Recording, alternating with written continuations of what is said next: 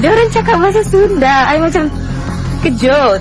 Oh, rupanya diorang orang Indonesia, diorang Chinese Indonesia yang tengah bercuti dekat Malaysia. Terus dia heran, bapak ibu juga tak boleh cakap Chinese. Terus aku bilang kan, tak boleh.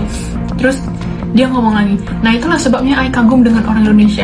Sebab orang Indonesia semua boleh berbahasa Indonesia. Bahasa nasional mereka semua tahu. Bahasa Melayu tak penting atau rasa tak high class. Tak boleh selitkan bahasa Indonesia. Tolonglah jangan terpengaruh. Di Malaysia, bahasa Melayu adalah bahasa kebangsaan yang diajarkan kepada seluruh warga negara. Namun hingga hari ini, masih sering muncul momen ketika sebagian warga Malaysia terkejut melihat Cindo berbicara bahasa Indonesia dengan begitu fasih. Mereka mengira etnis Tionghoa akan lebih akrab dengan Mandarin. Padahal di Indonesia, bahasa Indonesia telah menjadi bahasa ibu bagi jutaan warga keturunan Tionghoa. Inilah perbedaan yang sulit dibantah. Indonesia membangun identitas nasional melalui satu bahasa yang digunakan lintas suku, agama, dan etnis. Dari Sabang sampai Merauke, dari Jawa hingga Papua, dari pribumi hingga Cindo, bahasa Indonesia menjadi alat komunikasi yang sama. Sementara di Malaysia, masyarakat tetap lebih tersegmentasi berdasarkan bahasa yang digunakan dalam kehidupan sehari-hari. Sehingga bahasa kebangsaan tidak selalu menjadi bahasa utama di setiap komunitas.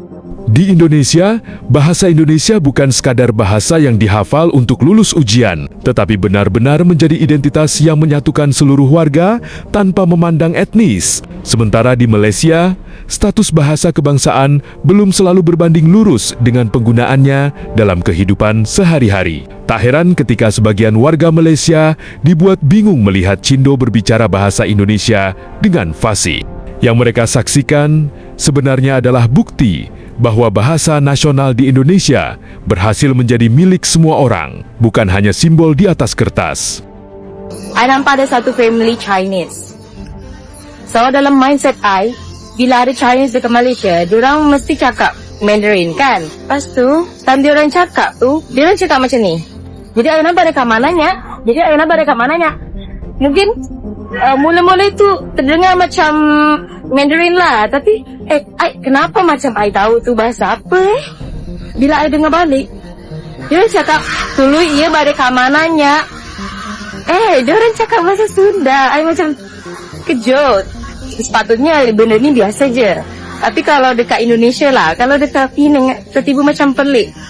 Oh, rupanya dia orang Indonesia, dia orang Chinese Indonesia yang tengah bercuti dekat Malaysia. Lepas tu, dia orang cakap Sunda.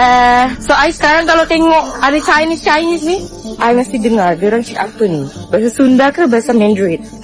Bahasa Melayu tak penting atau rasa tak high class. Tak macam bahasa French. Mereka fasih cakap English dengan mahir. Tambahan international language. Sebenarnya saya setuju dengan apa yang Nini cakap tadi. Sebenarnya bukan saja bangsa Cina. Even saya sebagai seorang bangsa Melayu, masih ada segelintir orang Melayu yang rasakan bahasa Malaysia ni tak cukup international. So bagi dia orang macam, kenapa saya nak belajar? Tak semua, segelintir. Semenjak saya dah pindah KL ni, ada Melayu yang slangnya, oh, ayu. You jujur mana? Anak I hantar pergi sekolah ni. I tengah makan macam nak baling Milo ais tu dekat dia. Bagi dia orang kena ada slang bahasa Inggeris sikit kan. Tiba-tiba macam orang dari Mongkiara macam tu. Baby, you cannot play that. No, salah. I macam, oh, kalau dulu kau sini kau aku lempang.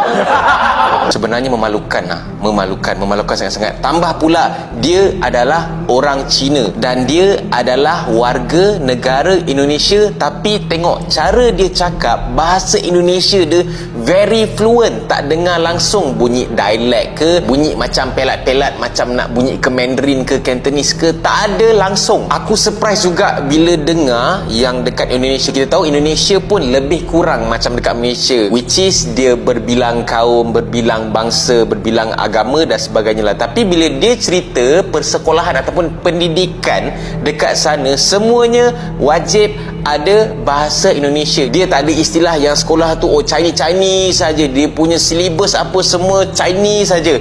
Memang tak ada. Dan itulah baru betul-betul perpaduan. Sebenarnya benda ni aku dah tahulah berkenaan dengan dekat Malaysia ni memang ada sekolah Cina, sekolah yang memang ajar silibus daripada negara China dekat sana kan, apa semua kan. Kita nak ubah pun, nak komplain pun tak dapat nak buat apa kan, bla bla bla bla kan. Tapi tak adalah sampai aku expect yang tahap dorang ni tak boleh nak berbahasa Melayu, tak boleh nak berbahasa Inggeris tu aku boleh consider lagi. Ni tak boleh nak berbahasa kebangsaan langsung. Ayo, memalukan siut. Serius memalukan. Dan bila benda ni diceritakan pula oleh orang luar, bangsa Cina juga, tapi daripada negara lain, wah, aku marah pun ada, aku malu pun ada. Tapi lebih kepada aku malulah, sebab video-video aku sebelum ni duk sibuk cerita pasal Malaysia ni, perpaduan Malaysia ni berbilang bangsa, tapi kita semua ni adalah satu Malaysia, bla bla bla bla apa semua kan. Apa korang punya reaction? Korang nak salahkan siapa?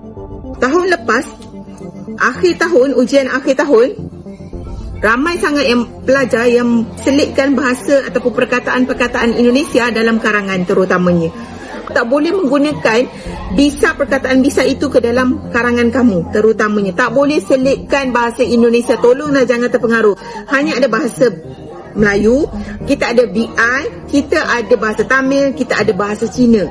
Kita tak ada pun bahasa Indonesia dalam SPM. Tak, jangan terpengaruh. Kamu duk tengok TikTok lah, kamu tengok YouTube lah, semua translate dalam bahasa Indon, menyebabkan kamu tu terpengaruh dengan bahasa Indonesia.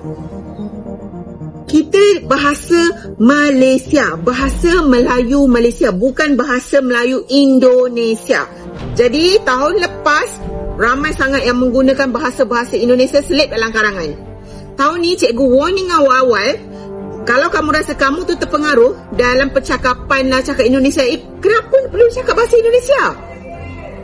Cakap bahasa Melayu kita. Guys, aku mau cerita pengalaman aku ditanya sama driver Grab di Malaysia. Welcome back to another episode hidup aku di Malaysia. Hi guys, it's Olin. Oke, jadi kan waktu itu aku lagi naik Grab, terus uncle-nya atau pakcik drivernya nanya, where you from? Terus aku jawab lah, I'm from Indonesia. Terus dia bilang, oh you orang Indonesia? Yeah, so you Chinese lah, Chinese Indonesia. Yeah, I'm Chinese Indonesia, kan aku bilang begitu. Terus dia tanya, so you boleh cakap Chinese ah? Terus aku jawab, tak boleh cakap Chinese. Terus dia heran kan, dia tanya, Bapak sama ibu tak ajar cakap Chinese? Terus aku bilang kan, tak diajar. Mungkin for some people, parents mereka ajar mereka cakap Chinese, but my parents, they didn't teach me. Aku bilang begitu kan. Terus dia heran, Bapak ibu juga tak boleh cakap Chinese? Terus aku bilang kan, tak boleh. Terus dia ngomong lagi, nah itulah sebabnya I kagum dengan orang Indonesia. Sebab orang Indonesia semua boleh berbahasa Indonesia. Bahasa nasional mereka semua tahu. Ternyata hal yang gak kita expect atau... Bagaimana pendapatmu mengenai ini guys? Tulis di komentar.